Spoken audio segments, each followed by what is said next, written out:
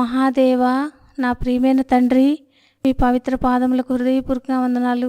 Calvary శిలువలో నెడల చూపించిన గొప్ప ప్రేమకై మిమ్మల్ని ఆరాధించి పూజిస్తూ ఇచ్చిన రక్షణ ఆశీర్వాదం కోసం వందనాలు చెల్లిస్తూ ఈ సమయాన్ని దీవించుమని ప్రభువైన యేసు నామములో స్తుతించి ప్రార్థించి వేడుచున్నాము తండ్రి, ఆమెన్.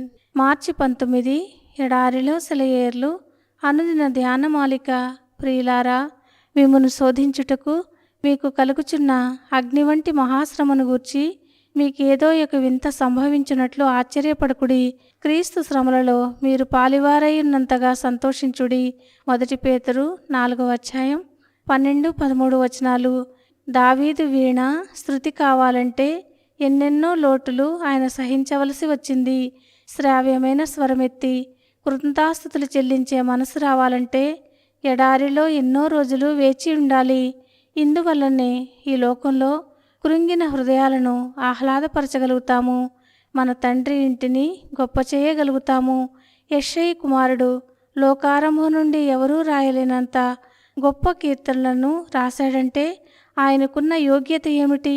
దుష్టులు చెలరేగినందువలనే దేవుని సహాయం కోసం అర్థింపు బయలువెడలింది.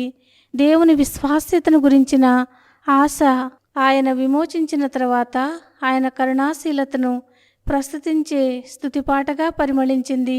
ప్రతి విచారము దావీదు వీణలో మరొక తీగే, ప్రతి విడిపింపు మరొక పాటకి ప్రాణం. బాధ తొలగిన ఒక పులకరింత, దక్కిన ఒక దీవెన, దాటిపోయిన ఒక కష్టం, గండం, ఇలా ఏ చిన్న అనుభవం దావీదుకు కలిగి ఉండకపోయినా ఈనాడు ఒక కీర్తన కూడా మనకి ఉండేది కాదు. దేవుని ప్రజల అనుభూతులకి అద్దం పట్టి ఆదరణనిచ్చే ఈ కీర్తనలు మనకి లేకపోవడం ఎంత నష్టమయ్యేది మనకి.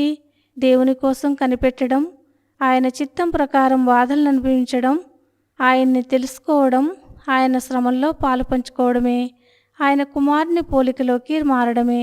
కాబట్టి నీ అనుభవం పెరగాలంటే, ఆత్మీయ అవగాహన కలగాలంటే విస్తరించనున్న నీ శ్రమలను చూచి గాబరా పడకు. వాటితో పాటే దేవుని కృప కూడా నీ పట్ల విస్తరిస్తుంది.